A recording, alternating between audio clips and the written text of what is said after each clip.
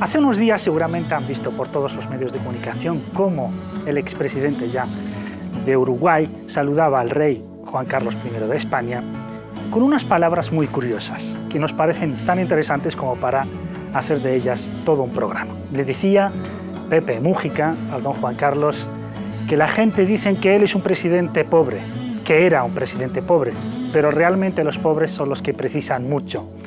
Y hablando, dirigiéndose casi con pena a don Juan Carlos, le dijo: a usted tuvo la desgracia de ser rey y le pusieron encima de un florero.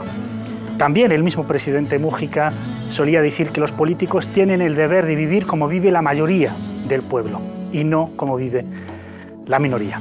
El presidente Mújica fue muy conocido y es muy conocido por su vida austera y dedicar parte de su sueldo a proyectos benéficos.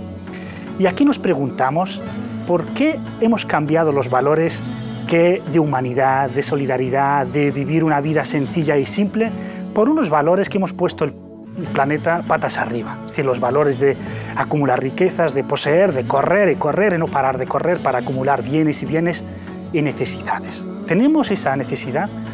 Muchos de los conflictos no tienen otra causa real detrás que el afán de acumular riqueza y privar de ella a los demás. Así que vamos a hablar hoy del ascetismo, de lo que conocemos en el Islam como az-zuhd. Contemplaremos el ejemplo del profeta, la paz sea con él, y de sus compañeros, de cómo vivían su vida de forma austera, pero al mismo tiempo sin abandonar su deber de poblar la tierra, de trabajar, de esforzarse para que haya una vida en sociedad, en comunidad, más justa y más solidaria. Muchas veces nos planteamos todos nosotros críticas muy duras hacia aquellos empresarios, banqueros, capitalistas, pero en realidad si estuviéramos en su situación, ¿realmente haríamos políticas diferentes o haríamos como ellos? Por lo tanto, el problema muchas veces no es tanto lo que parece, sino que en todos nosotros hay un posible capitalista y un posible esclavista.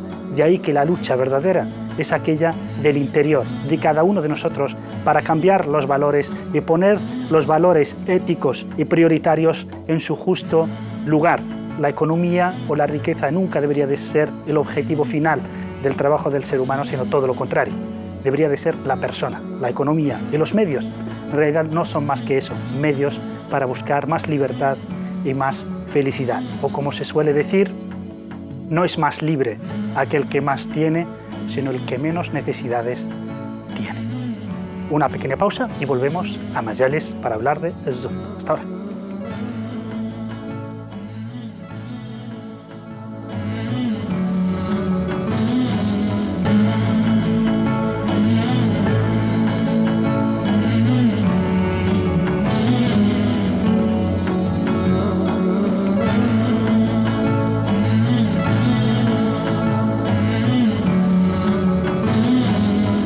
Assalamu alaikum y muy buenas tardes y bienvenidos de vuelta a Majales, que hoy vamos a dedicar al tema de az-zuhd, una especie de desapego de lo mundano, para llevar una vida sencilla que no nos ate a tantas necesidades y por lo tanto a tantas frustraciones.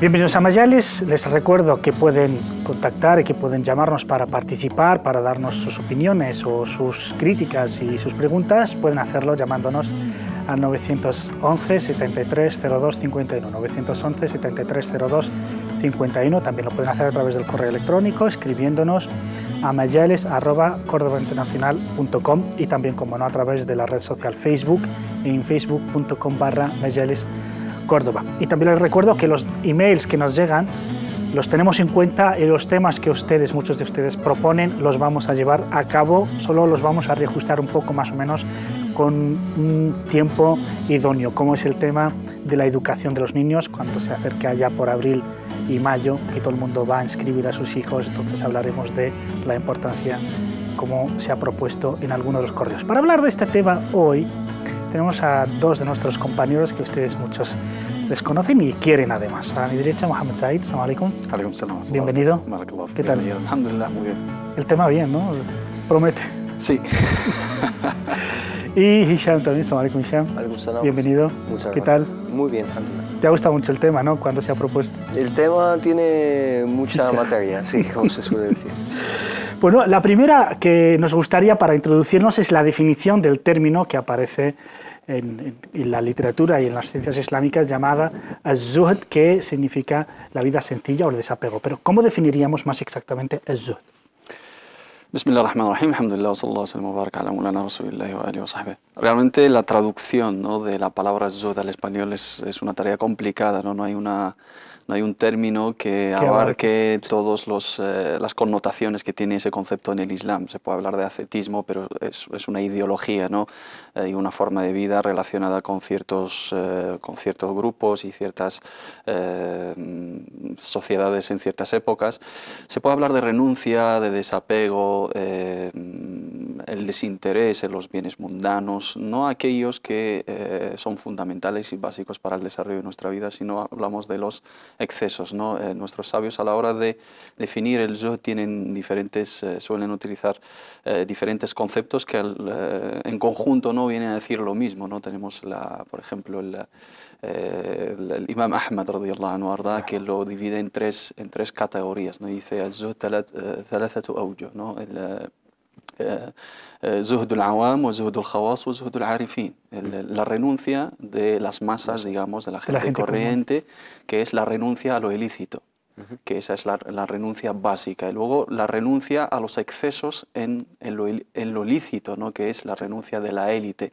Y luego la renuncia a todo aquello que te distrae de Allah subhanahu wa ta'ala, que es el zuhd del arifin, como dice la gente que conoce verdaderamente a Allah subhanahu wa ta'ala. Otros sabios también hablan de la renuncia o el desinterés del corazón a aquello que no poseemos con nuestras manos, ¿no? El no pensar en algo que no tenemos, el no interesarse por algo que no tenemos, el no obsesionarse con cuestiones que no son tan fundamentales y al mismo tiempo valorar lo que tenemos, valorar lo mucho que tenemos y no inclinarse simplemente a cuestiones que responden a ese interés humano, a esa inclinación, a ese apego a dunya, apego a adquirir riqueza, que responde a nuestra naturaleza humana, ¿no?, al fitra, al jibilla, como dice el profeta Muhammad sallallahu alaihi wasallam. El ser humano por naturaleza siempre es codicioso, quiere riqueza y más riqueza y más riqueza. Si llega a un nivel quiere el doble de ese nivel y nunca saciará, ¿no?, esa ansia viva, como diría nuestro compañero Ali. O como se dice también, cuanto más se tiene, más se quiere. ¿Algo que añadir a estas definiciones? Sí, me parecen, bismillah, sallallahu alaihi wa sallam, me parecen definiciones muy acertadas. Coincido con el hermano Mohamed Said en que traducir la palabra literalmente al español es un poco adecuado, ¿no? Hay que volver a la raíz de la palabra. Zuhd viene de zahd, o zahd, que es lo poco, ¿no? Lo poco en cantidad, ¿no?, que es considerar las posesiones, aunque sean pocas, suficientes para llevar a cabo una vida simple, una vida, digamos, en simplicidad y en sencillez, ¿no? Yo creo que zuhd se puede definir como ver la vida mundana, dunya, en perspectiva, ¿no? Considerar dunya por lo que es, considerar la vida mundana en perspectiva, es decir, en comparación con la otra realidad que es el ákhira, ¿no? El profeta sallallahu alaihi wasallam nos dice que la parábola, el ejemplo de dunya, de la vida mundanal, o dunya en realidad significa la vida más baja, ¿no? La palabra baja ya en sí significa algo. Considera en esta parábola dunya, esta vida mundana, comparada con el ákhira, con la otra vida, la otra realidad más digamos, trascendente, como si uno mete un dedo en el océano y lo saca, es decir, ese agua que queda en el dedo comparado con el océano. Esa es la perspectiva que Salaf Saleh, las primeras generaciones, tenían de esta vida. Que esta vida realmente no vale nada en comparación con otra realidad que es verdad, haq, y que el Corán y la Sunna nos hablan de ella, ¿no? Yo he empezado antes hablando de Mújica porque tiene algunas perlas, ¿no?, algunas frases maravillosas. Por ejemplo, dice en un programa que habló de la importancia de la vida sencilla, y cuando le dice el periodista, oiga, pero hay gente que quiere ganar mucho, y pues mire, quien quiera ganar mucho tendrá que dedicarse mucho tiempo al trabajo, por tanto lo está perdiendo de su propia riqueza, de su propia felicidad, de su propio tiempo, su propia vida, en definitiva. ¿Por qué es importante que las personas seamos conscientes y llevemos una vida austera, una vida no tan apegada, no que busque tanto lujo o tener el mejor carro, coche, la mejor casa? ¿Por qué es importante no tener esta obsesión? A ver, el Islam en este aspecto diferencia entre dos cosas fundamentales, ¿no? La inclinación de corazón, ¿no? El interés, el apego, la obsesión hacia esos bienes mundanos, hacia esos bienes que son transitorios, que son esporádicos, porque siempre que se refiere al dunya siempre habla del matá y habla de algo esporádico, algo pasajero. Y relacionado con bienes materiales. La inclinación del corazón y la obsesión por esas cuestiones es una cosa, y luego el derecho legítimo de cada ser humano en adquirir lo que quiera, lo que vea necesario, en la medida de las circunstancias de su vida, es otra cosa.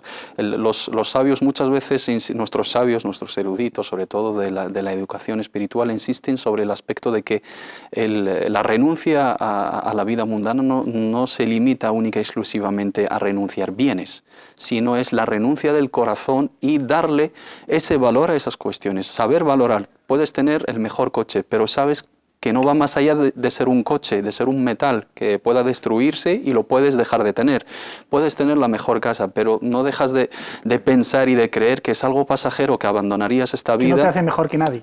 Ahí está, darle el valor a las cosas. La austeridad no significa privarnos de cosas importantes y cosas necesarias o privarnos del lujo, entre comillas, por el simple hecho de que está mal en sí. No, lo malo es obsesionarse por ello.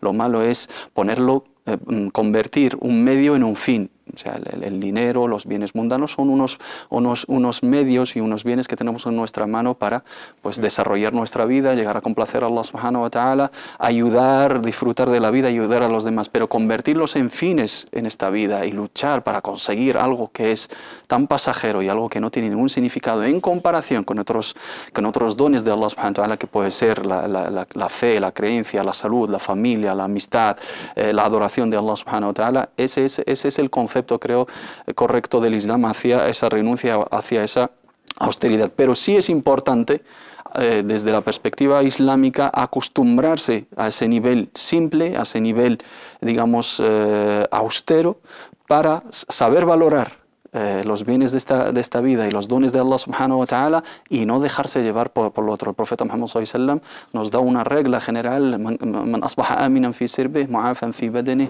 indahu qutu yawmi faqad hizat lahu ad-dunya bihadafiriha. Aquella persona que se levanta con salud, que tiene la provisión de su día y tiene seguridad y vive seguro en su entorno social, es una persona que tiene los principales bienes de esta vida asegurados. Por lo tanto, su interés debe de ser cosas que le acercan más a Allah subhanahu wa ta'ala y no hacerle aferrarse más a los bienes mundanos. Traslado la misma pregunta, es decir, ¿por qué es importante mantener una vida austera y al mismo tiempo el valor islámico que denuncia el derroche? Es decir, hoy día, por desgracia, uno de los símbolos importantes del derroche son ciertos países o ciertas élites de ciertos países que teóricamente pertenecen al mundo islámico, ¿no? Sí. Es decir, un coche de oro, un coche de diamantes, es decir, incluso insultantes. Es decir, ¿por qué es importante que estos valores sean predominantes?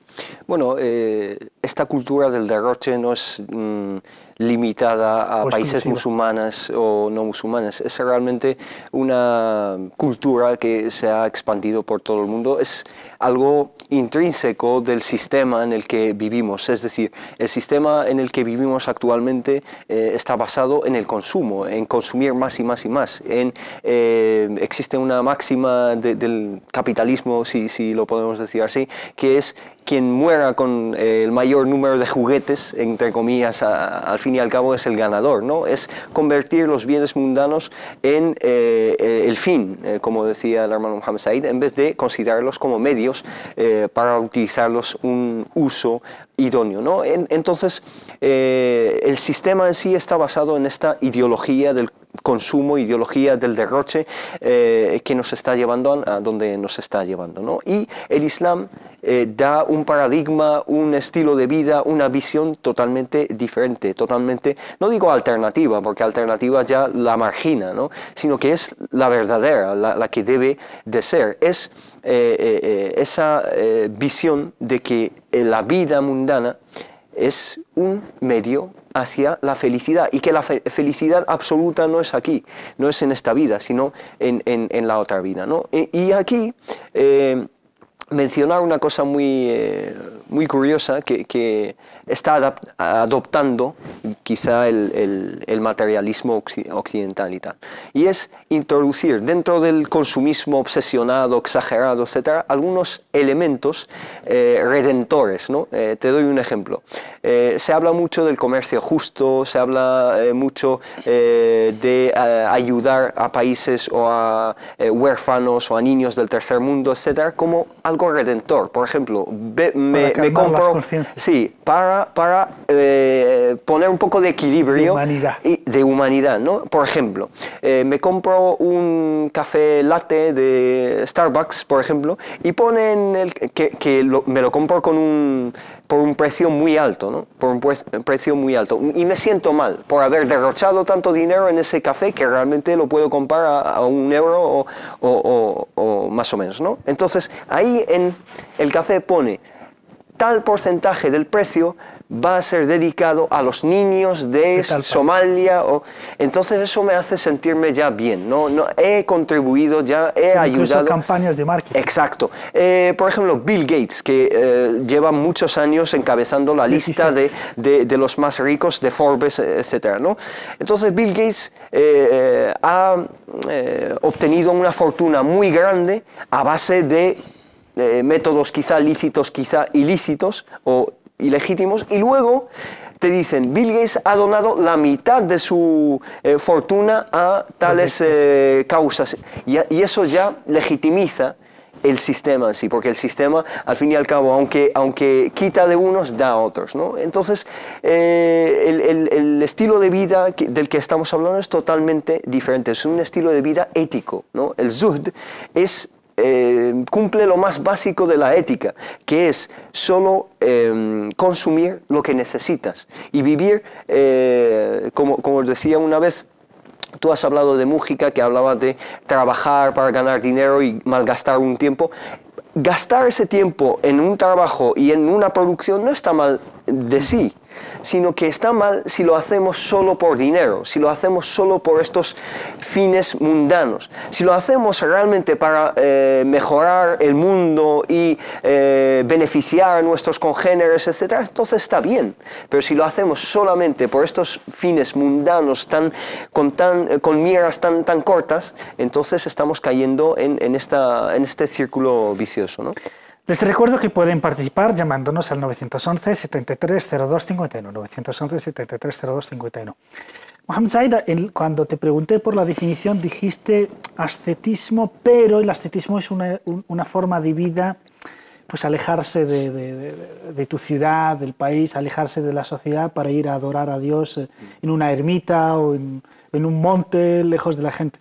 El concepto del Islam del ascetismo para nada es este, sino que es ascetismo al mismo tiempo trabajar para edificar una sociedad justa. Sí, el Islam no reconoce la rahbanía en el sentido de aislarse de la vida humana y responder simplemente a la naturaleza espiritual del ser humano. El monacato, ¿no? El vivir en monasterios. Efectivamente. Sí. El ser humano está compuesto a través de dos naturalezas, una material, física, y otra espiritual, que es el alma y el ruh, y la otra es el jasad, ¿no? Y el Islam entiende esa naturaleza y busca el equilibrio entre esas estas dos dimensiones del ser humano, ¿no? El hama al-masnun y el ser al-maknun, como viene mencionado en el Sagrado Corán.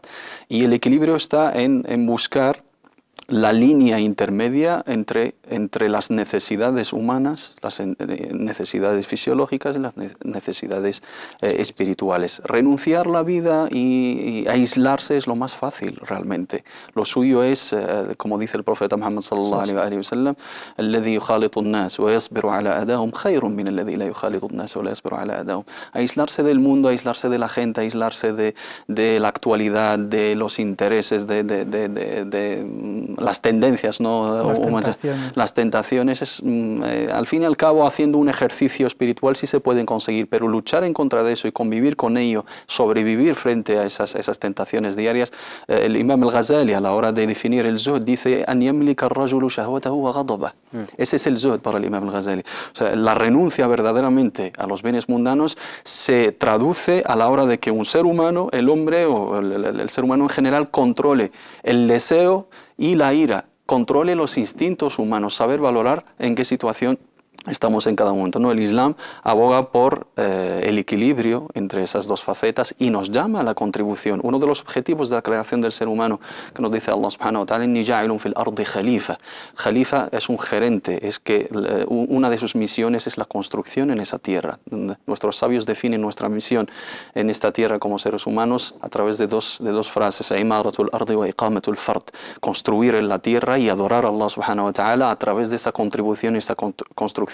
Si quitamos la parte de la construcción y la limitamos la visión humana simplemente en adorar a Allah subhanahu wa ta'ala, yo creo que ahí faltamos a la esencia del ser humano. El Islam llama al equilibrio, tener en cuenta la vida humana, وابتغي فيما آتاك الله الدار الآخرة ولا تنسى نصيبك من الدنيا وأحسن كما أحسن الله إليك. Busca la recompensa, la otra morada, en la vida eterna, pero no olvides tu parte que te corresponde de esta vida para utilizarla y usarla en esa búsqueda de complacencia de Allah subhanahu wa ta'ala. Creo que esa es la filosofía del Islam y es lo que debemos luchar por ello todos, ¿no? Llegar a ese equilibrio, ¿no? Saber valorar la esencia de las cosas, adorar a Allah subhanahu wa ta'ala sin renunciar. El profeta Muhammad sallallahu alaihi wasallam decía a los sahaba, ¿no? Cuando veía su interés después de que había llegado el Ubaida radiyallahu anhu arda con unos botines, bueno, con unas recaudaciones, ¿no? de Bahrain, y todos después del Salah pues se cruzaban con el profeta Muhammad sallallahu alaihi wasallam para buscar su parte, y el profeta Muhammad sallallahu alaihi wasallam lo había percibido y dice, ¿sabíais que había vuelto a Ubaida? Y dijeron que sí, o sea, querían su parte del dinero. Dice el profeta Muhammad: "Abshiru wa ammilu ma yasrukum, fa wallahi ma al-faqr akhsha alaykum, walakin akhsha alaykum ad-dunya an tanafasuha kama tanafasuha fatuhlikakum kama ahlakatuhum." El profeta no teme para nosotros la pobreza, sino la lucha por la riqueza. No la riqueza en sí, es la disputa, la obsesión, porque ahí es lo que está pasando, ahí donde nos vamos a perder todos.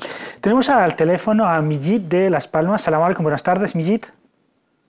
Hola, buenas tardes. Muy buenas tardes, díganos. Mira, yo quería saber, porque ahora mismo acaba de decir uno de ustedes que no se puede trabajar con el de pensar que solamente puede ganar dinero.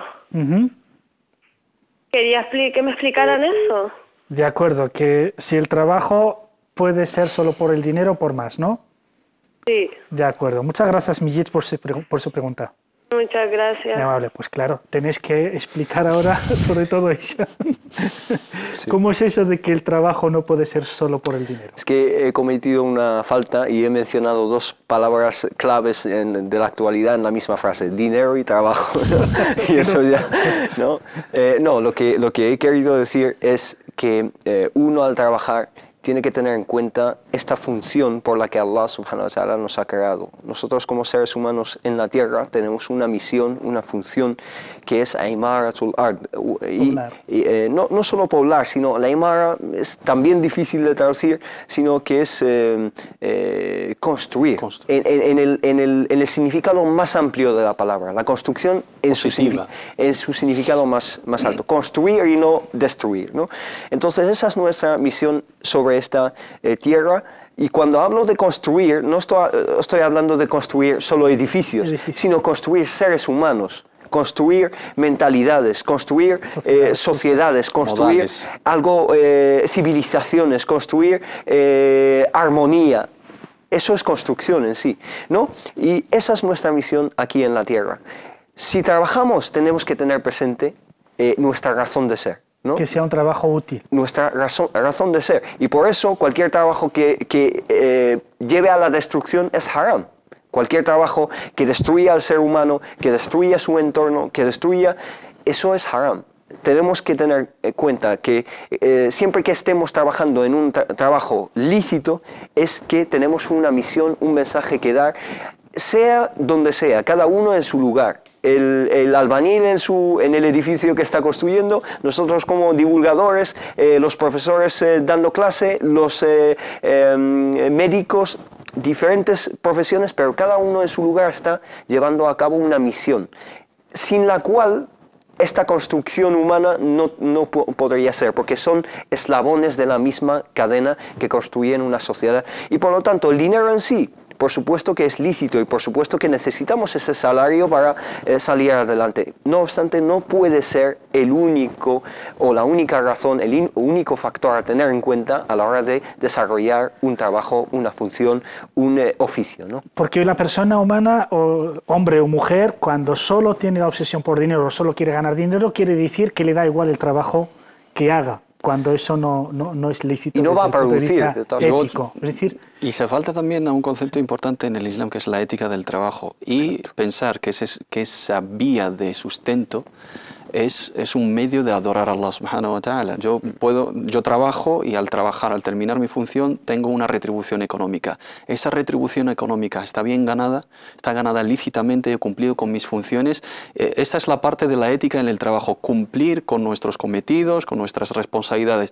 Y luego el concepto de diferenciar entre la vocación y la profesión, ¿no? Sí. Hacerlo por vocación, por amor a esa construcción. No, soy un profesor, voy a clase, a enseñar a los niños y a los jóvenes, estoy consiguiendo un salario del fin de mes, pero al mismo tiempo tengo una misión noble, que es la de educar, la de construir mentes, la de tender puentes, ¿no? de tolerancia, de conciencia, etcétera. Y esa es la filosofía del trabajo en el Islam. Una cosa para añadir, y es que si reducimos el trabajo a un trabajo remunerado materialmente, es que estamos faltando a un concepto básico en el Islam. Cuando el Corán nos dice وَقُلْ اعْمَلُوا, es decir, obrad, وَقُلْ اعْمَلُوا فَسَيَرَ اللَّهُ عَمَلَكُمْ وَرَسُولُهُ وَالْمُؤْمِنُونَ, es decir, obrad no quiere decir trabajad para que se os recompense con un salario. Obrad es un concepto muchísimo más amplio, que es esforzarnos, ese yihad que es el esfuerzo que llevamos a cabo todos los días para que la sociedad sea una sociedad mejor, una sociedad más justa, más tolerante, más, digamos, más hermanada, ¿no?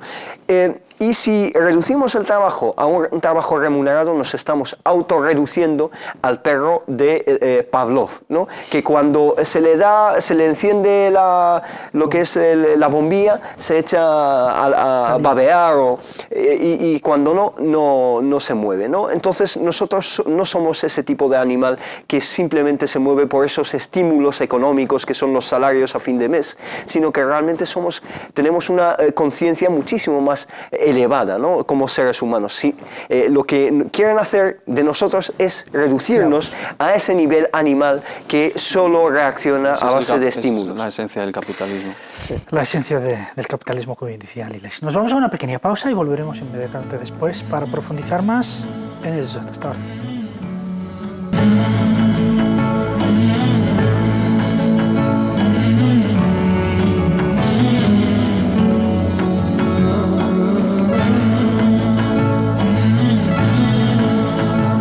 Bienvenidos de vuelta a esta segunda parte de Majalis que dedicamos hoy al tema de Zuhd, desapego de lo mundano, o intentar vivir lo más sencillo y simple posible. Les recuerdo el número de teléfono para que puedan participar. Pueden hacerlo llamándonos al 911 73 02 51. Si lo hacen desde fuera de España, pongan el prefijo 0034 seguido de los 9 dígitos. Para la hermana Millet, por si nos hemos excedido en detalles, decirle que cualquier trabajo lícito para ganar dinero es lícito y con ese dinero evidentemente puede hacer uno lo que quiera siempre que sea lícito. Así de sencillo. Solo profundizábamos más de que uno debería de procurar, además de que tenga ese salario a final de mes o que sea autónomo, además de ganar ese dinero, pues que tenga algo de más, un valor añadido. La pregunta que nos hacemos ahora es ¿cómo es esta filosofía del Islam? ¿Cómo se logra? ¿Dónde se nota cómo el Islam apuesta por una vida sencilla, simple, lo más abnegada de lo mundano, lo más desapegada posible, pero al mismo tiempo nos anima a trabajar, a esforzarnos, etc.? ¿Cómo se nota? Bueno, hay que decir que los grandes zuhad, ¿no? Las personas que han llegado a esa categoría, a este grado de zuhd en la historia del Islam, pues antes hubo mucho trabajo, mucho esfuerzo para llegar. Tenemos el ejemplo de los grandes sahaba del profeta sallallahu alaihi wasallam. Podemos hablar de los 4 khulafa o incluso Abu Dharr al-Ghifari y otros sahaba, que Allah esté complacido con todos ellos. Antes de llegar a esta categoría ya hubo la educación del profeta sallallahu alaihi wasallam, especialmente esos 13 años en Mecca, donde el profeta sallallahu alaihi wasallam les inculcó el valor o esta perspectiva de la que hablaba al principio, del valor de lo mundano en comparación o en contraste con el ákhira. Si leemos, especialmente si leemos los capítulos revelados en Mecca, vemos cómo hace mucho énfasis en el ákhira, ¿no? En conectar a la gente con la otra vida, con la recompensa de Allah subhanahu wa ta'ala. Y esa educación, ese proceso de educación es el que caló en los corazones de estos sahaba y por supuesto luego con el periodo medeni de Medina, ¿no? Porque en el periodo medeni, especialmente hacia el final, pues la umma, la pequeña umma o esa comunidad de musulmanes salió ya de esa situación de austeridad económica, porque al principio en Medina había muchísimas dificultades económicas y tal, y ya más tarde pues se abrió más esa situación y se introdujo ya el dunya, ¿no? Lo que es los bienes materiales, etc. Pero los sahaba ya estaban inmunizados en contra de esa dunya. Ya había una trayectoria de educación, de tazkiya, que es purificación espiritual, etc., que les inmunizó en contra de esas tentaciones que planteaba esa nueva realidad con nuevas conquistas, nuevos bienes, los grandes los botines de la guerra, etcétera, etcétera. Ya estaban inmunizados por el profeta y por esa trayectoria que llevó el profeta con ellos, educativa, de tazkiya espiritual, rohania, ¿no? de espíritu o de alma, ¿no? Hablaremos de esa purificación, de cómo el proceso de educación que podríamos tener en nuestro día a día hoy mismo, es decir, para no sentir ese apego. Pero me gustaría volver a una de las respuestas que has dicho, Mohamed, y es que una persona perfectamente, si se lo puede permitir y cumple con sus obligaciones de pagar sus impuestos, etcétera, y luego puede tener un cochazo o una buena casa, entra dentro de lo lícito. Lo que tú dices es lo que hemos visto, por ejemplo, de algunos sahaba, que es tener, aunque se sea rico, pero la vida en realidad está en la mano y no en el corazón. Por lo tanto, si la sociedad lo necesita y da toda su fortuna para ayudar a los pobres por una sequía, etcétera, lo puede hacer cuando alguien es asceta. Efectivamente, y caemos en un gran error cuando también describimos a todos los sahaba de toda la época del profeta Muhammad sallallahu alaihi wasallam como una época de austeridad total y de renuncia y de desapego del dunya, como que no han vivido, y damos a entender a la gente que quiere acercarse a la religión que la religión significa renunciar. Renunciar a la felicidad, al júbilo, a la diversión, a la vida, a las comodidades, mientras los mismos dichos del profeta Muhammad sallallahu alaihi wasallam, mata'at dunya, hasanat dunya, la casa amplia, الدابة المريحة, ¿no? el medio de transporte cómodo, الزوجة الصالحة, la mujer con modales y una buena mujer, etc. Y tener una comodidad en la vida te ayuda a adorar a Allah subhanahu wa ta'ala. Tenemos ejemplos de grandes sahaba que eran en términos económicos de la actualidad archimillonarios: Abdurrahman ibn Auf, Uthman ibn Affan, Abu Bakr as-Siddiq. Y el Islam y el da'wah del profeta Muhammad sallallahu alaihi wasallam se benefició más del dinero de estos grandes sahaba que de la austeridad de otros, para ser claros y francos, ¿no? En ese sentido. Lo que hizo Abu Bakr as-Siddiq para el da'wah y para la historia del Islam y para el futuro del Islam, aportando su riqueza y su dinero, si no hubiese tenido ese dinero, el profeta Muhammad sallallahu alaihi wasallam no hubiese no hubiese podido hacer el viaje de la hijra, porque lo financió Abu Bakr as-Siddiq radiyallahu anhu. No hubiese construido la mezquita del profeta Muhammad sallallahu alaihi wasallam, porque compró el terreno Abu Bakr as-Siddiq radiyallahu anhu. La ampliación de la mezquita es gracias al dinero de Uthman ibn Affan radiyallahu anhu. La financiación de grandes batallas es gracias al dinero de Abu Bakr y de Abdurrahman ibn Auf y Uthman ibn Affan radiyallahu anhu. Pero esos mismos sahaba radiyallahu anhum sabían el valor de ese dinero que tenían en su mano y lo utilizaban para ese bien. La diferencia en saber valorar qué significa ese bien mundano. زين للناس حب الشهوات من النساء والبنين والقناطير المقنطرة من الذهب والفضة والخيل المسومة والأنعام والحرث ذلك متاع الحياة الدنيا والله عنده حسن المآب. Allah subhanahu wa ta'ala habla de que han embellecido para nosotros esos bienes: las mujeres, las casas, los coches, las monturas, el dinero, el oro, la plata, la riqueza, pero todo eso es un bien esporádico, es un bien ocasional, es un bien pasajero, y lo que tiene Allah subhanahu wa ta'ala reservado para nosotros es por el cual debemos luchar, utilizando esos bienes como medio para conseguirlo. El Islam busca el equilibrio, ¿no? Una de las bellas definiciones del zuhd, dicen nuestros sabios: أخذ الكفاية مما تيقن من حله وترك الزائد من أجل الله تعالى. Tomar lo necesario y lo justo de lo que sabemos a ciencia cierta que es lícito en sí, lícito en los medios de conseguirlo y para beneficiarlos, y luego renunciar al resto, a lo que sobra, aunque es lícito, por complacer a Allah subhanahu wa ta'ala. No puedes ser austero cuando eres pobre. No puedes renunciar y decir soy zahid y soy fakir. Es que es muy fácil. Ser austero y ser una zeta y ser alguien que renuncia y desapega a los bienes mundanos cuando tienes dinero para comprarte un Ferrari, te compras un R4. Eso sí es ser zahid. Pero mientras no tienes ni para comprar una bici y dices no, es que a mí los cochazos no me gustan y es un lujo y es un derroche. No.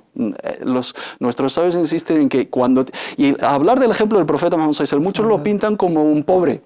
No, el profeta Muhammad sallallahu alaihi wasallam es el gobernante, es el jefe de Estado. Toda la riqueza estaba en su mano. Lo renunció el profeta Muhammad sallallahu alaihi wasallam. Su parte de los botines en Ghazwat Hunayn era un ganado, rebaño entre dos montañas que ya, digamos, tapaba la vista y se perdían, ¿no? Los bienes del profeta Muhammad sallallahu alaihi wasallam en el horizonte. Todo eso lo coge y se lo regala a uno. Ese es ser zahid, es tener mucho dinero y renunciarlo. Como Abu Bakr as-Siddiq radiyallahu anhu, cuando dejó todo su dinero por el profeta, o cuando viene Uthman radiyallahu anhu y deja todo su dinero por la causa de Allah subhanahu wa ta'ala. Eso es ser zahid y renunciar y no darle importancia a ese dinero, teniendo la confianza en que va a ser recompensado, pero al mismo tiempo saber que disfrutar de ello es lícito. قُلْ مَنْ حَرَّمَ زِينَةَ اللَّهِ الَّتِي أَخْرَجَ لِعِبَادِهِ وَالطَّيِّبَاتِ مِنَ الرِّزْقِ. ¿Quién ha prohibido los bienes y el disfrute en el marco lícito para los siervos de Allah? El dunya, tayyibat. Allah subhanahu subhanahu wa ta'ala los llama como algo bueno, algo que se saborea, que se disfruta, y eso es uno de los cometidos del mensaje del Islam, aportarle esa paz interior al ser humano y esa felicidad en esta vida y en la otra. فَلَنُحْيِيَنَّهُمْ حَيَاةً طَيِّبَةً. Allah subhanahu wa ta'ala dice, para los que siguen el camino de Allah, sean hombres o mujeres, Allah les concederá una hayat tayyiba, una hayat buena, tranquila, feliz en esta vida y en la otra, inshallah. Hablando del ascetismo del profeta, le pasa con él, se le dio a elegir entre ser rey, profeta, o ser un siervo, una persona normal, profeta, y eligió ser una persona normal y dijo su súplica conocida: oh Dios, hazme de la miskin, es una persona que justamente tiene con lo que justamente para vivir, no quiere más, y que el día del juicio sea resucitado junto a los masakin. Hablabas, Hisham, de esa educación para conseguir esa elevación espiritual, como para despreciar, digamos, despreciar en el sentido no de tirar nada, sino no estar obsesionado con poseer más y más y más. ¿Cómo podría ser, si quisiéramos hoy educarnos sobre ese desapego y no obsesionarnos? Porque el ser humano, por desgracia, el que no tiene nada te dice, no, solo quiero lo mínimo. Una vez tenemos lo mínimo, queremos tener un cochecito mejor, y luego así vamos y no paramos. ¿Qué educación deberíamos, qué pasos hay que dar para conseguir esa paz y esa, digamos, abnegación y desapego? Bueno, yo hacía hincapié en esa educación del profeta sallallahu porque yo creo que el cambio que aspiramos a tener hoy en día solo se puede producir gracias a la educación. Y la educación que necesitamos para llegar a este paradigma de la realidad y de nuestras interactuaciones humanas, etc., tiene que partir desde un factor o un componente espiritual. Hoy en día, por desgracia, la espiritualidad brilla por su ausencia en la educación, tanto occidental como en los países musulmanes. Incluso en los países musulmanes se está reduciendo cualquier mención, cualquier referencia a lo islámico, lo espiritual, etc. Incluso el Islam se está reduciendo en muchos países musulmanes a rituales, a cosas formales, nada más, que carecen de cualquier fondo espiritual, cualquier arraigo en la psique quizá del ser humano. Y entonces yo creo que cualquier cambio al que se aspire tiene que partir desde un factor espiritual, sea cristiano, musulmán, porque en la cristiandad también existe unos valores que compartimos con ellos. Generalmente se llama pobreza, aunque se entiende mal, es decir, vivir una vida en la pobreza. Se llama la pobreza de Jesús, que la paz sea con él, porque también vivió un estilo de vida muy parecido al del profeta Muhammad, que la paz y las bendiciones de Allah sean con ambos, ¿no? Y entonces ese valor es el que se tiene que reintroducir de alguna forma para que se elimine esta cultura del casino, que se llama. Siempre hago referencia a la misma palabra, porque la cultura del casino es esta cultura que vemos hoy en día de muchos jóvenes, chicas y chicos, que quieren de la noche a la mañana cambiar su vida de la miseria y la pobreza a pasar a ser celebrities, grandes jugadores de fútbol, famosos gracias a introducirse a una casa con 100 cámaras, etcétera. O comprar lotería. O comprar lotería, etc. Y también esa misma cultura la vemos en el mundo financiero, en la City de Londres, en Nueva York, que es de Wall Street, etc. Es decir, pasar a ser multimillonario de la noche a la mañana. El otro día veía un vídeo en el cual una de las personas más destacadas de Wall Street,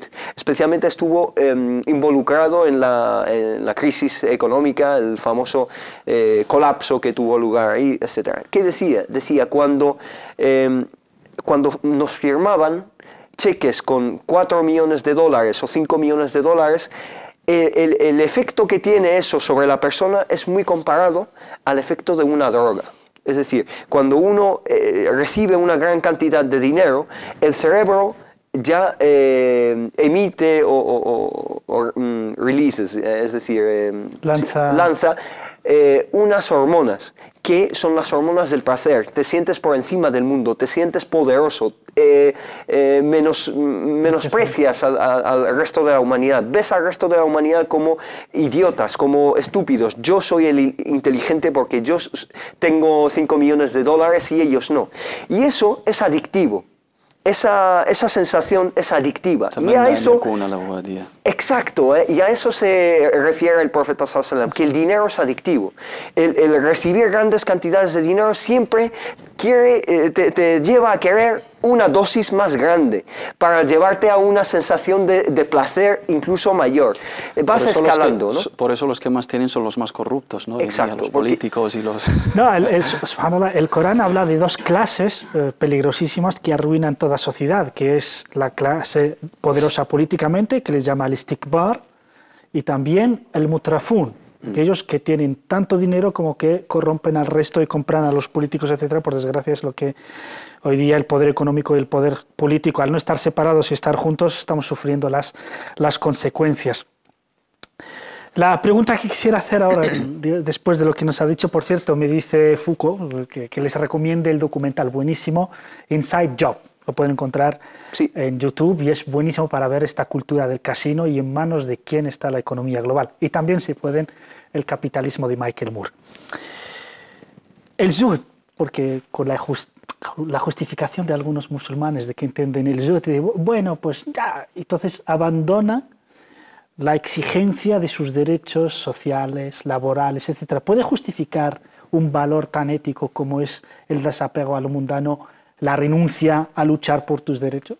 Eso es pasar de la renuncia a bienes mundanos a la negatividad, ¿no? Y a la inoperancia y a la inactitud positiva, o a la actitud positiva que nos llama, a la que nos llama el Islam. La rendición. Una rendición, ¿no? No es Islam, sino istislam, ¿no? Por supuesto, y el Islam, ese concepto de la vida lo resume una palabra que se le atribuye al Imam Ali, radiyallahu anhu arda, عيش لآخرتك كأنك تموت غدا وعيش لدنياك كأنك تعيش أبدا. Vivir en aspectos de la construcción positiva en esta vida como si fueras a vivir eternamente. Y en búsqueda de la complacencia de Allah en la otra vida, ten esa conciencia y ese temor y ese control y esa observancia de Dios como si te fueras a morir mañana mismo. Entonces vas a cumplir con tus deberes, vas a cumplir con tus obligaciones, vas a llevar a cabo las obligaciones morales, religiosas, rituales, etcétera, porque piensas que igual mañana abandonas esta vida, vas a ser justo, vas a tener el mejor carácter para ser bien compensado y recompensado ante Allah subhanahu wa ta'ala. Y en cuestiones de la vida, construir perfectamente, vivir y trabajar y planificar y tener en cuenta las aspiraciones de mejora, las aspiraciones para llegar a estar en lugares destacados en esta vida como es legítimo para todos. De ahí a renunciar a los derechos, renunciar a lo fundamental y a lo básico, eso es una negatividad que no implica, ¿no?, el zuhd. Renunciar a lo que nos pertenece a nosotros, renunciar a los derechos de toda la comunidad y renunciar a los derechos que nos concede, ¿no?, el Islam o el derecho jurídico o las leyes o la vida en comunidad, es totalmente contradictorio a la esencia del Islam. Uno de los pasos que da el Islam para que no haya ese odio de clases entre pobres y ricos, etcétera, es cierto adab que deberían de mantener la gente rica con respecto a los menos ricos o a los más necesitados, que es todo lo contrario del exhibicionismo que hay en nuestra cultura occidental y mundial. ¿Qué pasos da el Islam para que los ricos respeten la sensibilidad de los menos ricos? Bueno, tenemos un ejemplo, digamos, sí, arquetípico, esa es la palabra, arquetípico del exhibicionismo en el Corán. El exhibicionismo que vemos por parte de algunos políticos, incluso políticos que han cambiado la política y la han transformado en un show, ¿no?, en un gran show para distraer a las masas. Políticos, gente muy famosa, gente muy rica, etcétera, vive una vida de excesos y mujahara, incluso de exhibición. Ese Ese es el ejemplo al que iba, el ejemplo coránico arquetípico del exhibicionismo es el ejemplo de Qarún, ¿no? Que salió exhibiendo las grandes riquezas que el Corán describe diciendo que incluso las llaves para abrir las en las grandes cajas fuertes, ¿no? de el dinero que tenía, las llaves ni siquiera podían levantar las personas, digamos, de gran fuerza, ¿no? Es decir, gente de gran poder físico no podían levantar solo las llaves, ya ni hablar de las riquezas. Y él salió exhibiendo ese gran poder financiero que tenía. Y algunas personas de su pueblo le llamaron la atención, le dijeron, teme a Dios y busca en lo que Allah te ha dado dar al-akhirah, es decir, la otra vida. Eres rico, gástalo en lo bueno. Pues gástalo en lo bueno. El profeta sallallahu alaihi wasallam nos da un ejemplo en un hadith muttafaq alayh. El profeta sallallahu alaihi wasallam nos dice, si yo tuviese como Uhud, como la montaña de Uhud, una montaña conocida en Arabia, si yo tuviese el peso de esa montaña en oro, me gustaría que no viese el mañana. Esa montaña la gastaría antes de llegar al mañana. Pero ¿gastarla en qué? El profeta sallallahu alaihi wasallam hubiese gastado en coches y en casas. No, la hubiese gastado para el bien. Para poner felicidad en los corazones de los más necesitados y los más pobres, ¿no? Y vemos una cultura totalmente contraria hoy en día, una cultura de exhibicionismo, de sentirse por encima del mundo, y el Corán y la Sunna nos llaman la atención en contra de eso. En contra de eso, y sobre todo, hay que ver lo del escándalo de las Black Card, ¿no? Las tarjetas estas negras de Bankia, que dice mucho del derroche. A pesar de tener millones y unos sueldos espectaculares, aún así se gastaba del dinero de los contribuyentes. Por último, Mohamed, me gustaría que nos dijeras, por ejemplo, al igual que el tener un desapego hacia lo mundano no debería de llevarnos a renunciar a nuestros derechos, porque eso sería una cobardía y una condición no apta del ser humano mismo. Pero también hay personas que a lo mejor aceptan la realidad en nombre del fatalismo, es decir, qadar, es porque es la voluntad de Dios. Si soy pobre es porque Dios quiere que sea pobre, y porque tú seas rico y te vistas de Pedro del Hierro, pues porque Dios quiere, ¿no? Vaya ejemplo. La cuestión del sustento efectivamente es una cuestión predestinada por Allah subhanahu wa ta'ala. Hay un hadith del profeta Muhammad sallallahu alaihi wasallam que habla perfectamente de esa situación y diferencia entre dos aspectos, ¿no? Man kanat ad-dunya hamma farraqa Allahu amrahu wa ja'ala faqrahu bayna 'aynayhi wa lam yanal min dunyahu illa ma kutiba lahu wa man kanat al-akhiratu niyyatuhu jama'a Allahu lahu shamlahu wa ja'ala ghinahu fi qalbihi wa atathu ad-dunya wa hiya raghima. Aquella persona que se obsesione por lo mundano, por las apariencias, por los bienes materiales, la ilusión, Allah subhanahu wa ta'ala la condena a la pobreza moral y la pobreza incluso financiera, porque no va a llevarse más de lo que tiene prescrito, no va a tener esa baraka y esa bendición. Porque cada uno de nosotros tiene prescrito X cantidad de sustento. Esa cantidad puede variar en función de la bendición que te pueda conceder Allah subhanahu wa ta'ala. Y la cantidad o el sentimiento, el valor del sentimiento de la riqueza de corazón. Ja'ala ghinahu fi qalbi. Sentirte rico sin tener... Satisfecho. Abastecido, sin tener los... Y ves una persona con los lujos y con las marcas, etcétera, y no te llama la atención. Y puedes llevar las marcas, y puedes tener lujo, y puedes tener dinero, pero no te llama la atención porque tienes una riqueza interna. Y el consejo del profeta Muhammad sallallahu alaihi wasallam también a aquellas personas que simplemente se fijan en lo material, de no fijarse, de tener en cuenta a los que tienen poco, para no menospreciar los dones de Allah. Anduru ila man huwa tahtakum ولا تنظروا إلى من هو فوقكم فذلك أجدر ألا تزدروا نعمة الله عليكم. Fijaros en los que tienen menos que vosotros y no en los que tienen más, porque eso os llevará a no menospreciar los grandes dones de Allah que tenéis y no os fijáis en ellos. Mohamed Said, muchas gracias. Un placer. Hisham, muchas gracias. Muchas gracias. Y a ustedes muchas gracias por estar ahí. Decía Séneca, pobres son aquellos que precisan de mucho. Hay mucha gente muy rica, pero es miserable. Y mucha gente muy pobre que vive una vida feliz y plena. seamos inteligentes y seamos complacientes con lo que tenemos, al mismo tiempo sin renunciar a nuestros derechos. Muchas gracias por estar ahí. Volvemos la próxima semana con una sorpresa. Salamu alaikum.